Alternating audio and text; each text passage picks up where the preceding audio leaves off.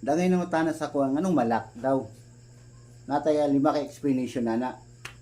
Kauna, nabaguhan. Maunang nalak. So, ana din siya. Ang babae first time po, niyang lalaki first time. So, kuan kay sila, pro sila mga hyper kay sila. Munang gipugos sa lalaki, pugos gud, nabawg, nasulod. Pag sulod karon, unya karon kay pareha sila higal. Lalak. Ikaduha na, nasobraan na nila pag gamit. Use ba pareha sila. Kuan na kayo murag baliwala lang sila, nasobraan na nila gamit. Unya wa sila kay balo, anay sign ang tingog, nga ang tingog.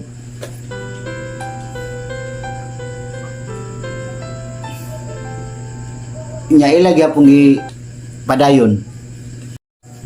Ikatulo, ang kanang biga-biga o magbiga-biga biskag na asawa o bana munang mag-cause og lack ingano musadlain pa man siya mao nang malakan siya mo nang gigabaan siya o di ba karon nakita na ninyo na nananalak.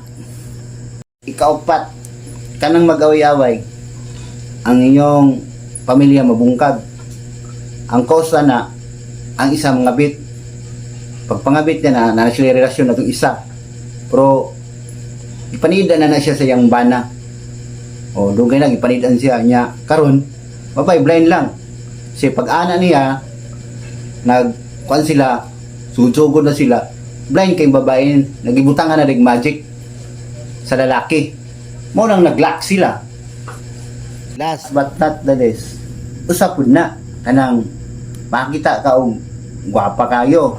Siyempre, maibog ka. Pero nakalimot ka, na kay married na ka. Niya karon pag kuhanin mo sa iya, niya mo kagat kun siya, nakasinabot mo. Kasinabot mo niya, karon nakasinabot mo, magsabot mo na kita mo. Siyempre, pag kita ninyo, nahitabo ang dapat hindi matabo. So, nagkuhan mo, ana, maupo na usa na makalak. Yun na, para di malak siya. Ani, bali sa Tanan Beach, no? Suruyon mo kung napabay pawikan. Kung wanay pawikan, kana pwede na kana maghimog di maayo.